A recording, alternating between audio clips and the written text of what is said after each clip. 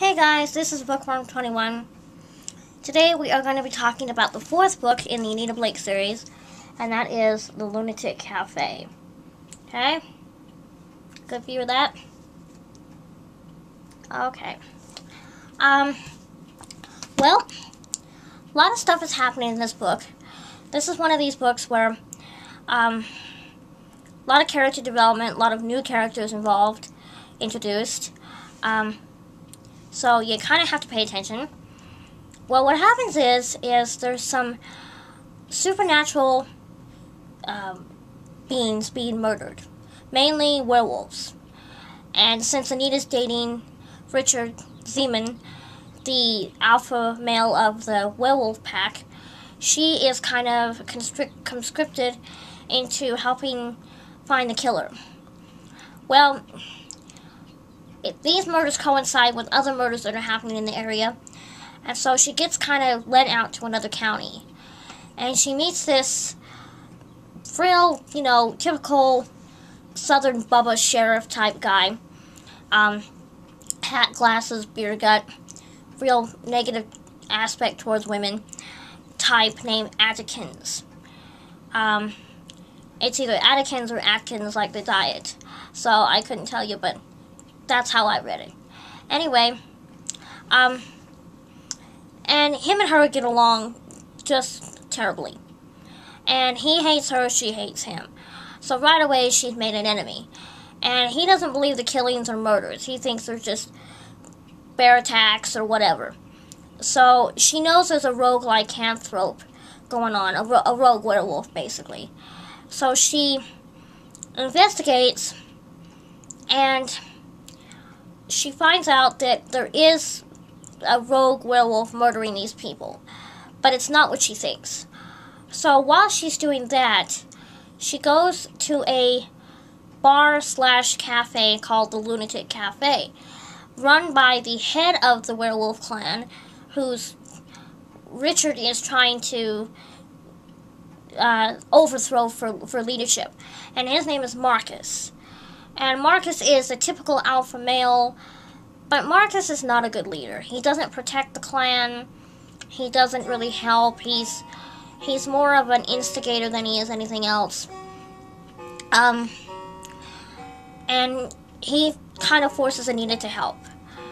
And his alpha female named Raina is absolutely a bitch on wheels. And she's into torture and hurting people and murder and rape and all those kind of things. Real sick twist. And she's making films with supernatural creatures in them, having sex with humans, and in the middle of it, they shift into their being and kill the human. So it's a snuff film. And she finds out about this through her friend, I gotta think of the name here. Oh, what is his name?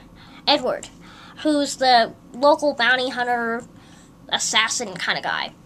And so they all get together to take this woman down, but of course they can't.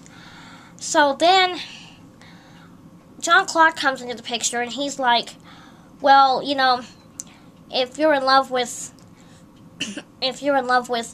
Richard, then you gotta give me time to woo you so it's equal.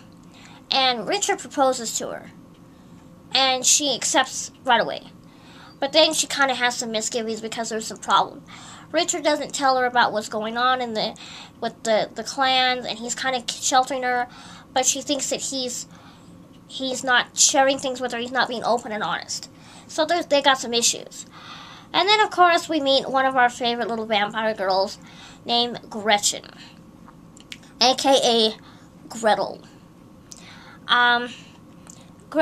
Gretchen, whatever you want to call her, is, completely insane, addicted to Richard, addicted to Jean-Claude, in love with him, his little, servant / pathetic girlfriend, and she tries to kill Anita to get Jean-Claude to love only her. And so, in the end, Jean-Claude gets mad, and he puts Gretchen in a box, a coffin wrapped with crosses to punish her. And of course, you know, I gotta have a soft spot for Gretchen because, number one, she's so... Personally, I think they could have done so much more with her. I would have loved to see more of her in a storyline, but maybe it will happen later on because she kind of goes into the box, but she never comes out. So she's there for a long time. And you could tell it really warps her mind because she's already mental, but we don't know how it affects her. And of course, I do play Gretchen in a Anita Blake RPG, so I gotta have a little love for my girl.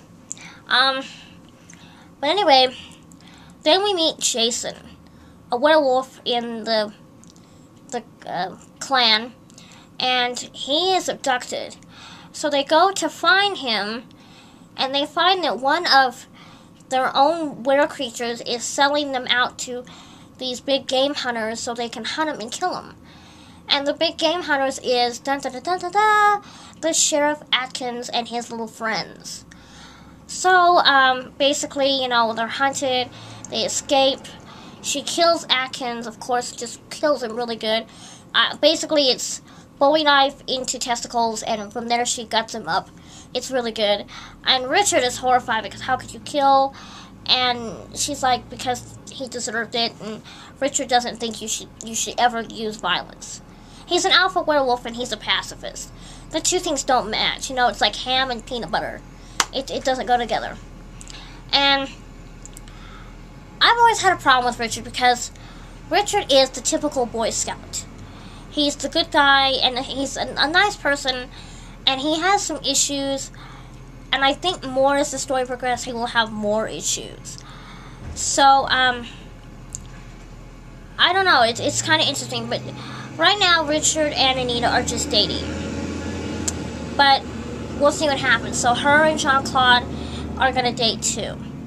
But that's about it for now on that. I don't want to give too much away, but I think I whet your appetites. Of course, you know, buy it, gotta write it, gotta read it. We'll talk to you on the next one. And until then, keep reading.